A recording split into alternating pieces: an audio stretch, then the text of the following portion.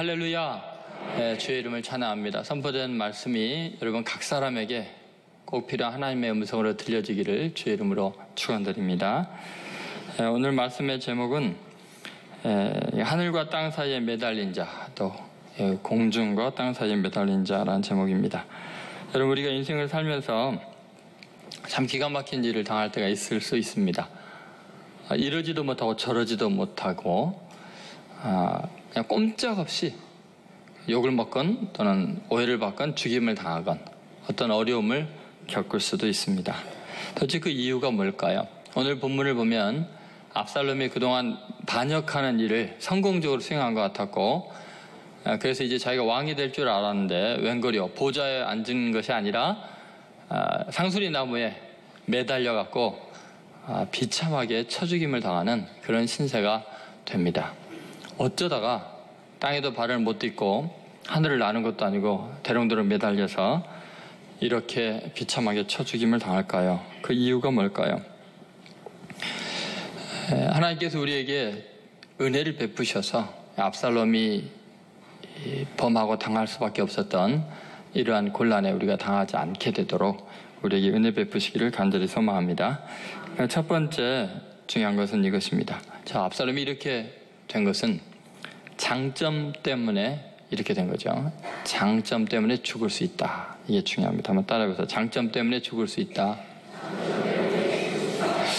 여러분, 이게 무슨 말일까요? 여러분, 압살롬이 지금 죽은 이유가 뭘까요? 사실은 하나님께서 압살롬에게는 남보다 뛰어난 굉장히 좋은 은혜를 베푸셨습니다. 은사를 주셨습니다. 그게 뭐냐면 아주 놀라운 외모입니다. 너무 아름답고 발바닥부터 정수리까지 흠이 없을 만큼, 그리고 너무 훌륭한데 눈부시게 아름다운 면이 뭐냐면 그 머리 숱이었습니다. 머리카락이 너무너무 아름답고 아주 건강한 머릿결을 지닌 멋진 남자였습니다. 그 내용이 사무엘하 14장 25절 26절에 나와 있는데요, 같이 읽겠습니다. 온 이스라엘 가운데에서 압살롬같이 아름다움으로 크게 칭찬받는 자가 없었으니 그는 발바닥부터 정수리까지 흠이 없습니다. 그의 머리털이 무거움으로 연말마다 깎았으며 그의 머리털을 깎을 때 그것을 달아본 적 그의 머리털이 왕의 저울로 200세겔이었더라. 여러분, 성경에 기록할 말이 얼마나 많은데 머리카락 잘라갖고 무게 된 것을 기록합니까? 그 이유가 뭐겠어요? 여기는 굉장히 중요한 하나님의 메시지가 있기 때문이라는 거예요. 발바닥부터 정수리까지 흠이 없이 아름다운 압살롬이 받은 놀라운 하나님의 은혜, 선물, 남보다 뛰어난 장점 때문에 결국 죽게 된다는 것을 보여주는 거죠. 그래서 오늘 본문 9절을 보시면 압살롬이 어떻게 죽었는지 나와 있습니다. 같이 있습니다. 압살롬이 다윗의 부하들과 마주치니라. 압살롬이 노새를 탔는데 그 노새가 큰 상수리 나무 번성한 가지 아래로 지날 때 압살롬의 머리가 그 상수리 나무에 걸림에 그가 공중과 그 땅 사이에 달리고 그가 탔던 노새는 그 아래로 빠져나간지라. 여러분, 왜 죽었어요? 머리카락이 워낙 증수하고 무거우니까 그 나무까지 그 머리카락이 깨어가지고 대롱대롱 매달려서 머리카락 때문에 죽게 된 겁니다. 그럼 사실은 머리카락 때문에 죽게 된 게 아니고요, 그런 머리카락 외모는 아름다운 장점을 하나님이 주신 은혜이고 선물이죠. 그런데 그 아름다운 외모를 가지고 반란을 일으켰거든요. 왕을 대적했거든요. 자신의 유익과 영광을 위해서 그 아름다움을 사용했기 때문에 모든 백성들의 마음을 다 사로잡고 인기를 얻어서 자기 욕망을 채우려고 했기 때문에 결국은 하나님이 주신 은사 때문에 죽임을 당하게 된 것입니다. 그러면 여러분, 우리가 꼭 기억해야 될 것이 있습니다. 우리가 이러지도 못하고 저러지 못하는 공중에 매달리는 것 같은 참혹한 지경이 되는 이유는 내가 받은 하나님의 은사로 하나님의 일을 행하지 않고 자신의 욕망을 채우면 이렇게 됩니다. 자기의 장점을 자랑하다가 결국은 죽게 되는 거죠.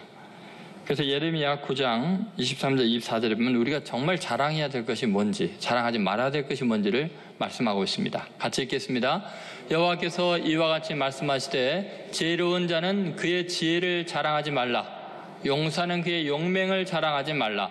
부자는 그의 부함을 자랑하지 말라. 자랑하는 자는 이것으로 자랑할지니 곧 명철하여 나를 아는 것과 나 여호와는 사랑과 정의와 공의를 땅에 행하는 자인 줄 깨닫는 것이라. 나는 이 일을 기뻐하노라. 여호와의 말씀이니라. 자, 뭐를 자랑하라고요? 명철하여 하나님을 아는 겁니다. 하나님이 주신 은사 때문에 하나님을 아는 거예요.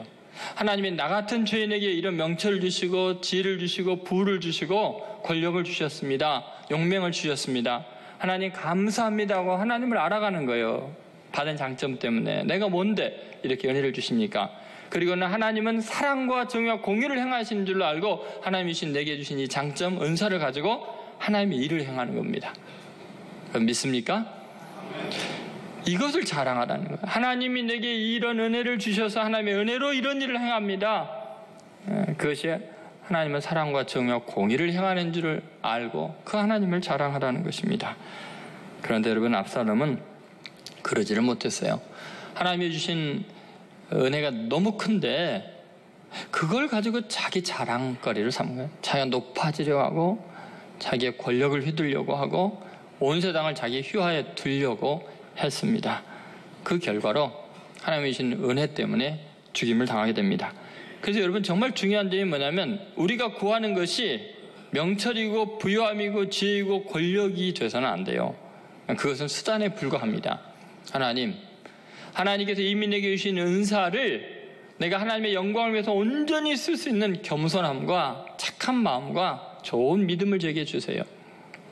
여러분, 능력이 있는데, 물질이 있는데, 권력이 있는데 인격이 병들어 있으면, 하나님을 경외할 줄을 모르면, 교만해지면 그것 때문에 죽임을 당하게 되는 거예요. 그것을 지금 성경이 우리에게 보여주고 있는 거죠. 여러분, 삼손은 결국은 비참하게 눈이 뽑혀서 죽게 되죠. 하나님이 주신 은사를 자신의 욕망을 위해서 탕진했기 때문입니다. 나시린으로 서약하면서 머리에 삭도를 대지 않는 그 하나님과의 관계 때문에 하나님의 은혜로 어마어마한 능력을 받았는데 그걸로 자신의 욕망을 채우고 자신의 성질대로 행하다가 결국은 그 머리카락이 잘리고 비참하게 죽임을 당하게 되죠. 고린도후서 10장 13절에 바울은 이렇게 이야기를 합니다. 같이 읽겠습니다. 그러나 우리는 분수 이상의 자랑을 하지 않고 오직 하나님이 우리에게 나누어 주신 그 보험의 한계를 따라 하노니 그건 너희에게까지 이른 것이라. 여러분, 이 말씀을 잘 보면은 우리가 하나님의 은혜를 받고 선물을 받고 능력을 받았다고 해서 너무 지나치게 자랑하고 그것 때문에 위세를 부리면 반드시 하나님의 벌을 받게 되는 거예요. 어제 하나님이 우리에게 나누어 주신 그 범위의 한계를 따라서 하나님의 일을 하는 거예요. 여러분, 자기 자신이 스스로 받은 은혜가 많을 때 스스로 범위의 한계를 정하는 것 굉장히 중요합니다. 하나님이 내게 물질을 주셨습니다. 권력을 주셨습니다. 지혜를 주셨습니다. 내게 좋은 사람들을 주셨습니다 하면 한없이 방자해질 수 있고 교만할 수 있고 탐욕스러워질 수 있는 것이 인간이기 때문에 자기의 범위의 한계를 정하는 거예요. 스스로. 이 모든 것을 주셨음에도 불구하고 하나님, 저는 이 은혜를 가지고 하나님의 이 일에 헌신하겠습니다. 나머지는 다른 사람이 또 할 수 있도록 제가 양보하겠습니다. 여러분, 이것이 얼마나 중요한 일인지 모릅니다.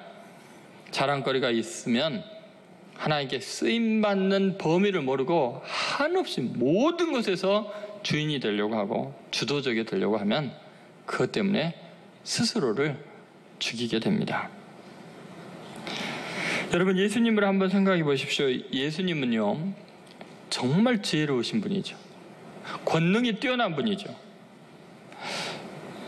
물고기 5마리, 5병, 딱 5개 물고기 2마리를 가지고 어때요? 5,000명을 먹이고도 12강진 넘게 남기시는 정말 능력 있는 분입니다. 나병 환자를 깨끗하게 하시고 죽은 자를 살리고. 근데요, 그걸로 자기 자신의 자랑거리를 삼지 않으셨습니다. 그걸로 무한히 모든 사람을 지배하는 왕이 되려고 하지 않았습니다. 사람들이 예수님을 억지로 잡아서 왕으로 삼으려고 하는데 예수님은 놀랍게도 인자가 온 것은 섬김을 받으려고 온 것이 아니라 스스로 섬기려 하고 자기 목숨을 많은 사람의 대속물로 주려고 왔다고 하시면서 하나님이 주신 그 놀라운 권능을 스스로 통제하고 십자가를 짊어지셨습니다. 자신의 한계를 정하고 오직 하나님이 주신 사명에만 집중함으로 위대한 일을 행하실 수 있었습니다. 여러분, 우리가 꼭 잊지 않아야 됩니다. 혹시 우리가 하나님의 일을 행하다가 억울한 일을 당하거나 또는 은사로 인해서 시기를 당하게 될 때 사람들이 우리를 낮출 수 있습니다. 그때요, 그거 슬퍼하면 안 됩니다. 감사할 일입니다. 왜냐하면 만약에 그런 낮춤이 없으면 한계를 모르고 교만하다가 죽게 되거든요. 근데 하나님은 참 고맙게도 우리 주위에 교만한 자들을 많이 붙여주셔갖고 대적자를 세워갖고요, 우리가 교만할 만하면은 옆에서 방망이로 때리고 걸려 넘어지게 하고, 그래서 교만으로 나아가다가 나뭇가지에 머리가 걸려서 죽임을 당하는 것 같은 그런 참혹한 자리로부터 피하게 해줍니다. 여러분 믿습니까? 그래서 여러분 누가 비난하고 막 조롱하면은 할렐루야 아멘 고맙습니다 그러셔야 돼요. 아멘을 안 하시네. 여러분 욥기 22편 29절 30절을 보십시오. 분명히 이렇게 나옵니다. 같이 읽습니다. 사람들이 너를 낮추거든 너는 교만했노라고 말하라. 하나님은 겸손한 자를 구원하시리라. 죄 없는 자가 아니라도 건지시리니 내 손이 깨끗함으로 말미암아 건지심을 받으리라. 이 말씀 무슨 말이에요? 사람들이 너를 낮추면 이렇게 뭐 억울하게 낮춤을 당하는 거겠죠. 그러면 어떻게 해요? 내가 뭘 잘못했다고 그러지 말고 내가 교만했습니다. 그게 내가 사는 길이에요. 그래야 머리가 걸려서 죽지 않는 거예요. 대롱대롱 매달리는 비참한 지경이 안 빠지는 거죠. 하나님은 겸손한 자를 어떻게 해요? 구원하셔요. 죄 없는 자가 아닐지라도, 다시 말해 죄인일지라도 내가 교만했습니다 라고 말하면 하나님은 구원해 주신다고 그렇게 말씀하십니다. 우리 예수님 그렇게 평생을 사셨어요. 죄 없는 분이 죄인으로 낙인 찍히고 십자가에 매달려 죽임을 당하시고, 그래서 하나님께서 예수님을 살려주셨어요. 가장 뛰어난 만왕의 왕으로 모든 무릎이 예수의 이름에 꿇게 만드셨어요. 여러분 믿습니까? 죽이거나 살리는 것, 높이거나 낮추는 것이 하나님의 뜻에 있는 것을 믿습니까?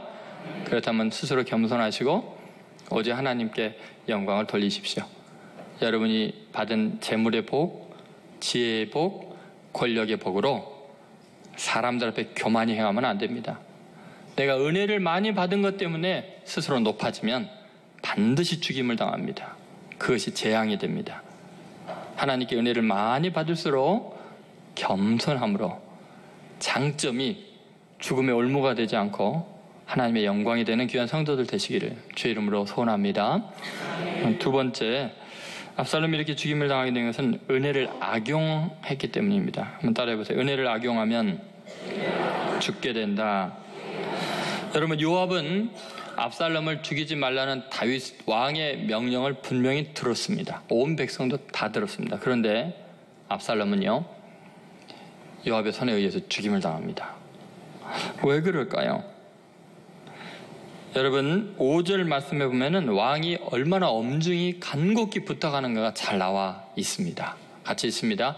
왕이 요압과 아비새와 이때에게 명령하여 이르되 나를 위하여 젊은 압살롬을 너그러이 대우하라 하니 왕이 압살롬을 위하여 모든 군 지휘관에게 명령할 때에 백성들이 다 들으니라. 여러분 요압은 다윗의 간곡한 부탁을 들었습니다. 그게 뭐냐면 나를 위해서라고 하는 거예요. 나를 왕으로 생각한다면 나를 위해서 젊은 압살롬을 너그러이 대해달라. 그런데 여러분 다윗은 오히려 매달려 있다는 소식을 듣고는 왜 그 자리에서 쳐 죽이지 않았냐고 보고한 사람에게 왕명을 거스르는 듯한 말을 합니다. 그럴 때 그 사람이 분명하게 압살롬에게 그걸 확인시켜 줍니다. 분명히 우리를 들었고 당신도 알고 있지 않습니까? 자, 12절 말씀 같이 읽어보겠습니다.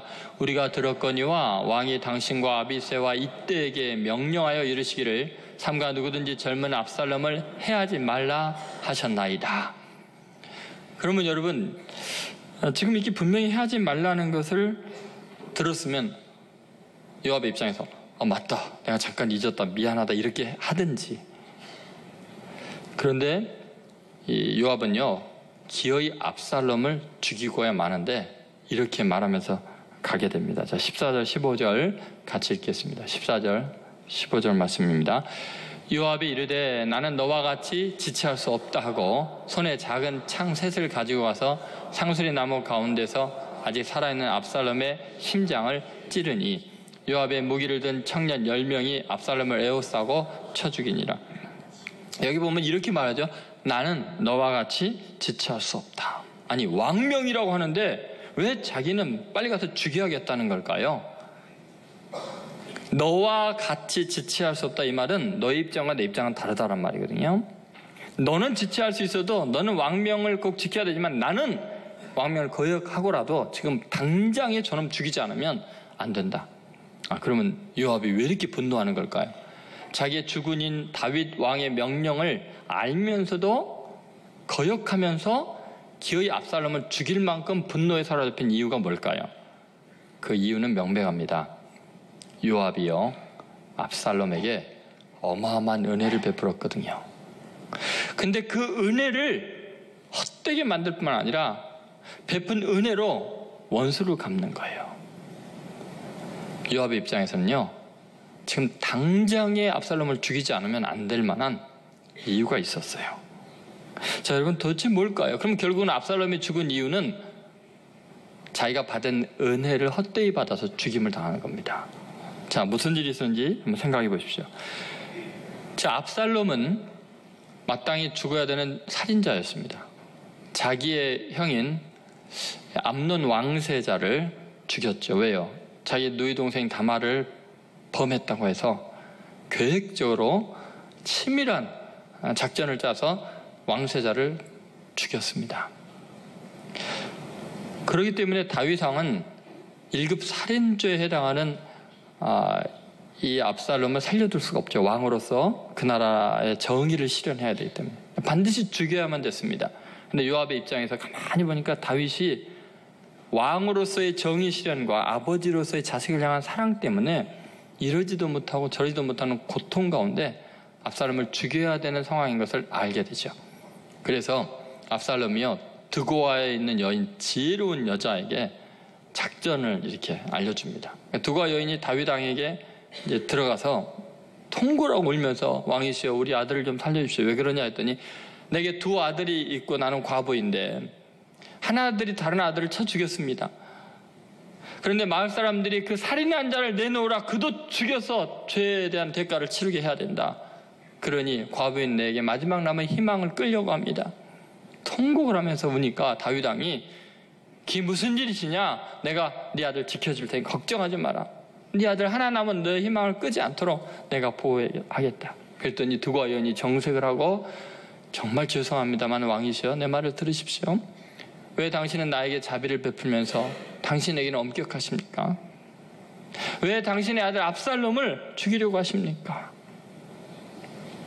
그렇게 이야기하니까 다윗이 너무 감격해서 그 드고아 여인 그리고 요압의 작전 때문에, 너 그 요압이 시켜서 한 거지? 맞습니다. 고맙구나. 그리고 압살롬을 죽이지 않고 귀향을 보냅니다. 빨리 추방해버립니다. 죽여야 되는데. 압살롬이 요압 때문에 산 거죠. 그런데요, 은혜를 전혀 모르는 인간이에요. 외모는 너무 아름다운데 인격이 너무너무 형편없는 존재예요. 귀양 가서 죽을 목숨 산 것만도 감사해야 될 텐데요, 요압 장군에게 사람을 보내고 자꾸 오라는 거예요. 근데 요압 장군이 그 먼 외국까지 가겠습니까? 귀양 간 데까지 가겠습니까? 안 가니까 종들을 보내갖고요, 요압 장군의 밭에다가 불을 질러버려요. 그러니까 요압 장군이 너무 화가 나서, 아니 은혜 베푸고 살려줬더니 남의 재산에 불을 지르냐고 찾아갔더니 하는 말이, 왜 당신이 나를 아버지 앞으로 인도하지 않느냐는 거예요. 내가 죄가 있으면 아버지에게 죽는 게 마땅하지 않냐고, 아버지께 말해서 나를 다시 복직시켜라, 왕자의 자리로 복직시켜라, 이렇게 이야기하는 거예요. 요압 장군이 할 수 없이 가서 다윗에게 이야기를 하니까 다윗 왕은요, 자기 아들이니까요, 빨리 복직시키십시오, 압살롬 데리고 와라. 다윗이 보자마자 입을 맞추고 울면서 자식을 환영하고 왕자의 자리에 딱 앉혀놓은 거예요. 그랬더니 그 왕자로 있으면서 자신의 외모를 이용하고 여러 가지 친절을 베풀고 백성들 듣기 좋은 소리를 하면서 아버지를 모함하면서 반란을 일으켜갖고 결국은 다윗 왕이 죽음의 위기까지 몰리고 온 나라가 두 쪽이 나고 수많은 사람들이 서로 죽이는 비극을 일으킨 거예요. 그럼 여러분 그런 일이 일어날 때 가장 곤란한 사람이 누구겠어요? 예? 백성들이 대신들이 전부 다 누구를 쫓아보겠어요? 요압이에요. 요압. 그렇죠. 왜요? 요압 너 혼자 잘난 척하고 너 혼자 다윗왕 생각하는 척 하던데 그러더니 결국 이게 뭐냐? 네가 네 왕 다윗을 죽게 만들었고 온 나라가 피비린다는 내전을 겪게 만드는 게 요압 네 때문이야. 네가 압살롬 같은 못된 놈에게 은혜를 베풀어서 이 지경이 된 게 아니냐? 요압이요. 이 반란이 일어난 순간부터 내내 가시방석이었을 거예요. 그리고 얼마나 이를 갈았을까요? 이놈 압살롬. 압살해 죽일러 막 그랬을 거 아니에요. 생각해보세요. 은혜를 베풀었더니 어떻게 이룰 수 있냐고요. 은혜를 베풀었더니 어떻게 이룰 수 있냐고. 은혜를 헛되게 하는 게 아니라 은혜로 인해서 이렇게 배은망덕한 짓을 합니다.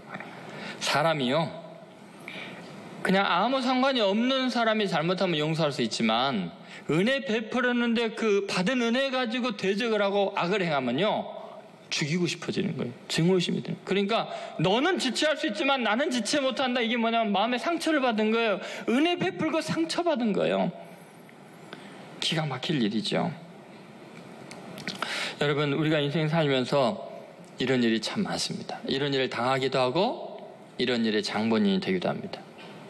기껏 은혜 베풀었더니 못되게 굴 수 있어요. 내 앞길을 막을 수 있어요. 또는 내 자신이 무한한 은혜를 받아놓고 교만해져서 은혜 베푼 사람을 곤란하게 할 수도 있습니다. 여러분, 결국은 은혜 때문에 죽게 되는 겁니다. 은혜를 헛되게 하면 죽는 거예요. 살 방법이 없습니다. 그것이 우리 인생의 모습입니다. 그래서 은혜로 고백하고 감사하지 않으면요, 그 은혜 베푼 것 때문에 미워하게 됩니다. 사람을. 제가 제 딸아이들이 아주 어렸을 때 4살, 5살 뭐 이렇게 어린 나이 때 뭐 해외 집회 나갔다가 아주 맛있는 아주 제가 처음 보는 과자를 갖다가 사갖고 갔어요. 가서 애들한테 주니까 애들은 저를 보면 얼굴을 보는 게 아니라 항상 손을 봐요. 어찌나 반가우면서 달려들어서 주지도 않는데 다 뺏어갔어요.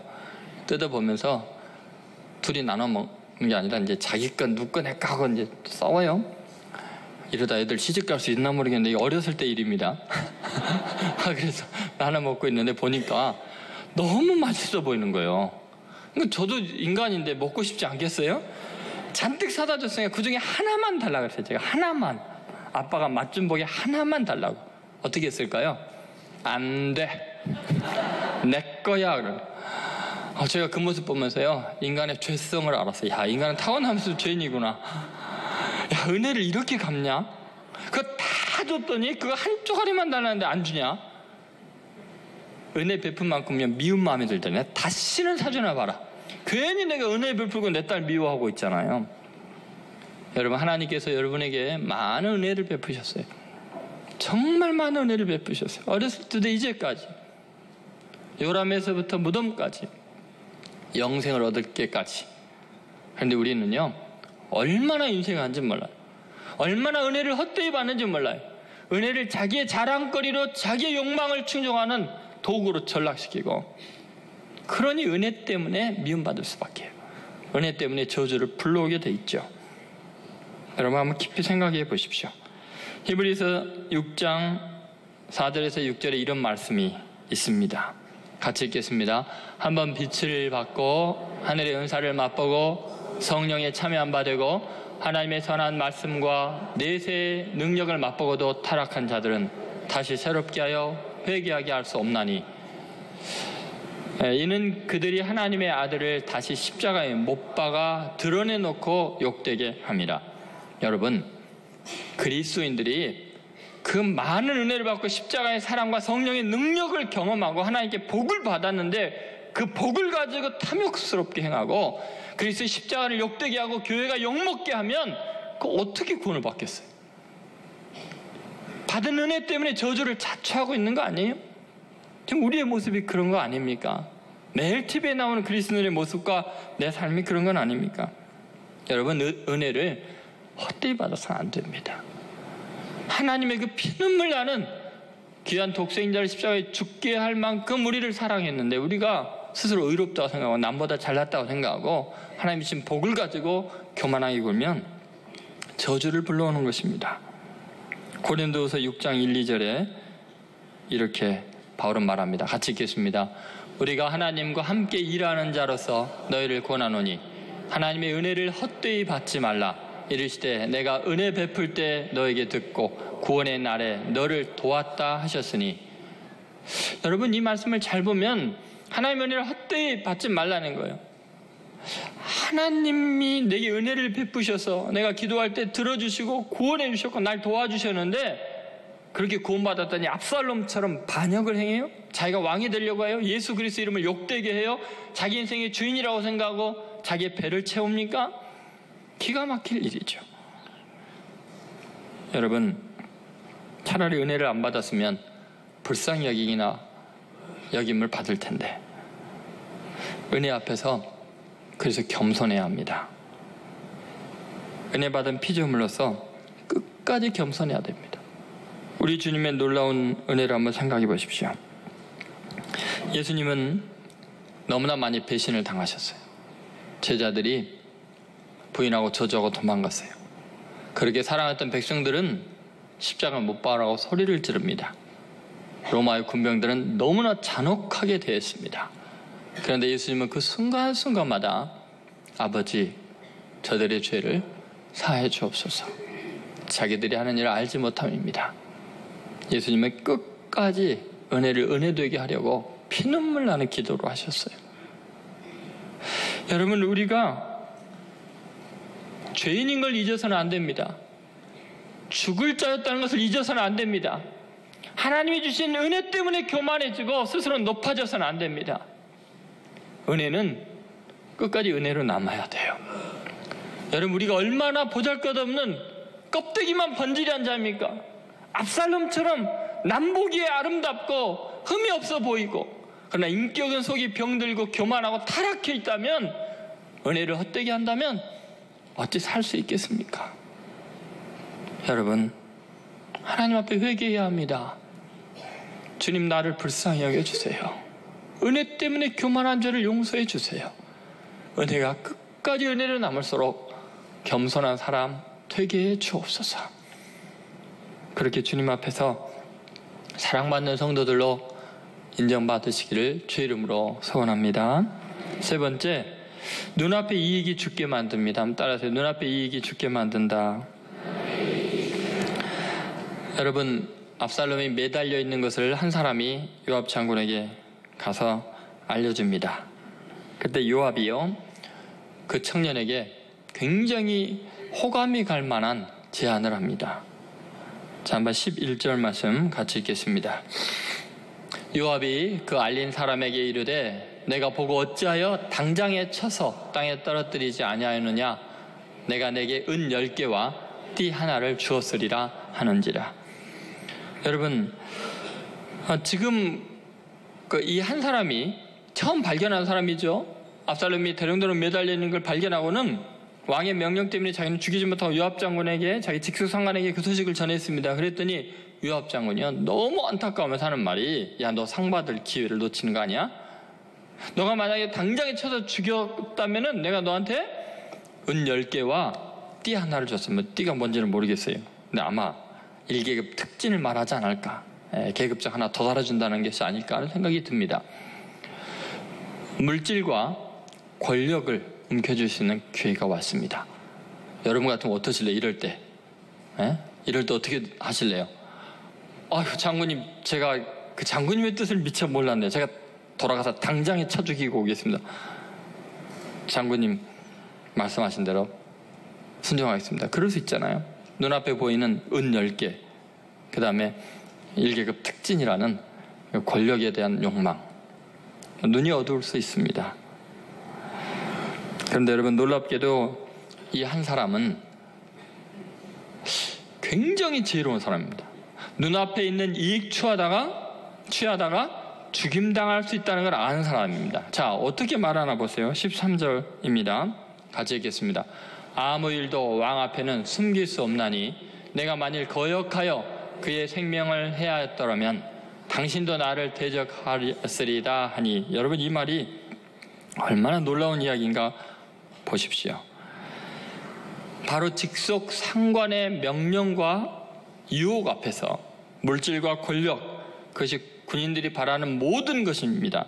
그럼에도 불구하고 그는 그것을 단호하게 거절합니다. 자, 왜 그랬을까요? 여러분, 이것이 굉장히 중요한 삶의 지혜입니다. 나에게 물질적인 유익을 주는 것 같고 나를 높이는 사람인 것 같지만 그것을 이용해서 자기의 분노를 대신 실현시키고 악을 제거하기 위해서 악의 도구로 전락시키는 어마어마한 일이 진행되고 있는 거죠. 자, 무슨 말인지 생각해 보십시오. 자, 요압은 지금 압살롬을 기어이 죽여야 됩니다. 근데 그게 왕의 명령이기 때문에 자기가 죽이게 되면 왕의 명령을 어긴 것이 돼서 잘못하면 자기가 반역자가 될 수 있습니다. 명령을 어긴 자가 될 수 있습니다. 근데 이 한 사람이 그걸 발견했다고 하니까 지금 제안을 하는 거죠. 너가 가서 지금 당장 쳐 죽이게 되면 이렇게 주겠다는 말이나 마찬가지입니다. 그렇게 하겠다는 말은. 그런데 이 사람의 반응이 아닙니다. 내 왕의 말씀을 들었지 않습니까? 당신도 들었지 않습니까? 절대로 그 일을 안 하겠습니다 라고 말하니까 요압 장군이 나는 너 지금 지체할 수 없다고 간 거예요. 근데 이 사람의 태도가 너무 분명하니까 돈도 바라지 않고 권력도 바라지 않고 왕의 명령만 순종하겠다고 딱 하니까 할 말이 없는 거예요. 근데 이 말에 더 충격이었을 거예요. 자, 보세요. 만약에 내가 그렇게 했으면 당신도 나를 대적하였으리이다. 이거 요압의 성격을 완전히 꿰뚫고 있는 거예요. 무슨 말이냐면요, 요압이 상 주겠다고 하지만 실제로는 만약에 그렇게 해갖고 왔으면 요압이요 자기의 의를 드러내기 위해서 이 사람을 죽일 거라는 거예요. 너가 감히 왕의 명령을 거역하고 왕자 압살롬을 죽였느냐? 너 그래 대라고 하지 않느냐? 하면서 죽일 거라는 거예요. 그러면 속으로 웃겠죠. 내가 죽여야 되는데 네가 대신 죽여줘서 고맙다. 너는 내가 쓸 만큼 썼으니까 너도 죽어라. 그래야 내가 왕한테 내가 안 죽인 것이 입증이 되니까. 그렇게 되는 거예요. 그러니까 이 사람이요 그걸 아는 거예요. 여러분, 너무나 많은 사람들이 이것을 몰라요. 자기가 속한 공동체에서, 심지어 교회에서, 나라 가운데서 그 물질의 유혹 앞에서 지금 자기 목에 칼이 닿기 직전인 걸 모르는 거예요. 자기를 이용하고 죽이려는 걸 모르는 거예요. 그래서 자기의 억울함을 호소하기도 하고 자기가 너무나 이렇게 안타까운 형편입니다 말하고 거기에 대해서 긍정하는 것 같고 칭찬하는 것 같지만 사실을 왜곡함으로써 실컷 이용하고 내치는 것을 너무너무 모르는 거예요. 그래서 세상에 비극이 많습니다. 슬픈 일들이 많습니다. 잠언 19장 16절에 이런 말씀이 있습니다. 같이 읽겠습니다. 계명을 지키는 자는 자기의 영혼을 지키거니와 자기의 행실을 삼가지 아니하는 자는 죽으리라 그랬습니다. 여러분, 하나님의 명령, 왕의 명령을 지키는 자는 자기 영혼을 지키는 거예요. 무엇으로부터요? 물질로부터, 명예로부터, 권력으로부터 자기 체면이 다 깎이더라도 주님 말씀 지켜야 돼요. 그게 자기 영혼을 지키는 거예요. 자기 행실을 삼가지 아니하고 물질을 더 얻으려고, 권력 얻으려고, 자기 변명하려고 계명을 어기면 죽으리라고 말씀하시는 거예요. 신명기 16장 19절에도 이렇게 말씀을 하고 있습니다. 같이 있습니다. 너는 재판을 굽게 하지 말며 사람을 외모로 보지 말며 또 뇌물을 받지 말라. 뇌물은 지혜자의 눈을 어둡게 하고 의인의 말을 굽게 하느니라. 여러분, 우리는요 어떤 상황을 판단할 때 굽게 하기 좋아합니다. 굽게 하는 데는 여러 가지 이유가 있습니다. 가장 악한 이유는 뭐냐면요, 내가 악인이 안 되고 악을 행하고 싶은 거예요. 그래서 대신 다른 사람의 억울함을 이용해서 자기의 분을 푸는 사람들이 있어요. 그건 재판을 굽게 하는 거죠. 여러분, 뇌물을 받고 어떤 이권을 취하면서 그렇게 의인의 말을 굽게 하는 것은요 스스로 죽음의 길에 빠져드는 거나 마찬가지입니다. 하나님이 왜 그 간사함과 악함을 모르겠습니까? 세상이 슬픈 이유, 저주가 가득한 이유, 서로 죽고 죽이는 이유는 명백합니다. 여러분, 악인이 악을 실현시킬 때 자기 손으로 악을 안 실현시킵니다. 어리숙하고 멍청한 사람들을 이용을 해서 자기가 하고 싶은 말을 다 하게 만듭니다. 그리고는 그렇게 악을 행했다고 그 사람을 처단하는 거예요. 여러분, 이것을 잊지 않아야 됩니다. 우리가 속한 직장, 공동체 그 안에서 우리가 이렇게 어둠의 유혹을 물리칠 수 있는 지혜를 달라고 기도해야 합니다. 은혜에 간구해야 합니다. 깨어있지 않으면 실컷 이용당하고 죽임당할 수 있습니다. 그런데 이 한 사람은 정말 지혜로운 사람, 하나님 은혜 받은 사람이에요. 정말 제가 이 구절을 읽으면서 섬찟한 느낌이었어요. 이야, 이 사람 죽을 뻔했다. 참혹하게 죽임당하면서도 벗어날 수가 없어요. 핑계댈 수가 없어요. 그죠? 요한 말 들었다면 큰일 날 뻔했어요. 여러분, 가룟 유다는 은 30에 예수님을 팔았습니다. 생각해 보세요. 그거 눈앞에 이권을 딱 거절하고 예수 그리스도를 끝까지 시인했다면요, 역사의 대대로 유다의 이름은 영광스럽게 드러났을 거예요. 그죠? 얼마나 멋집니까? 근데 그 잠깐 눈앞의 이익 때문에 스스로 자살하게 되고 참혹해지고요, 온 인류 역사가 가룟 유다 하면은 가장 더러운 배신자로 기억을 하게 됩니다.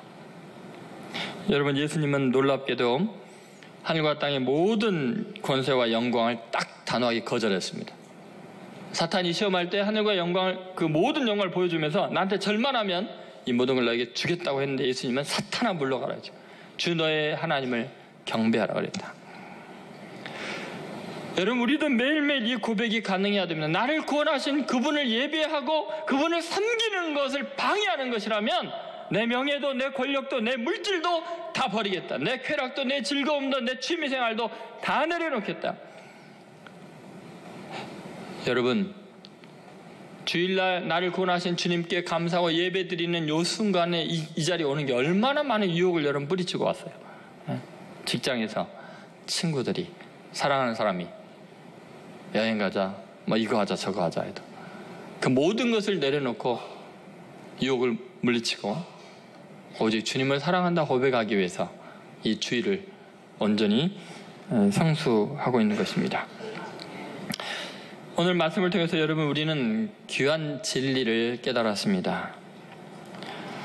장점 때문에 죽을 수 있다는 거예요. 그래서 하나님이 주신 은혜를 늘 은혜되게 해야 합니다. 그리고 우리는 은혜를 악용하게 되면 저주의 대상이 될 수 있습니다. 받은 은혜 결코 잊어서는 안 됩니다. 늘 은혜 앞에 겸손하고 은혜 때문에 사명 감당하는 사람이 되어야 합니다. 눈앞의 이익 때문에 이용당하고 죽을 수 있습니다. 오늘 이 진리를 깨닫게 하시고 이 모든 것을 극복하시고 우리를 구원하신 예수 그리스도를 다시 한번 찬양하지 않을 수가 없습니다. 여러분, 오늘부터 모든 유혹으로부터 승리하시고 겸손하게 은혜를 은혜되게 하는 복된 성도들 되시기를 주의 이름으로 축원드립니다.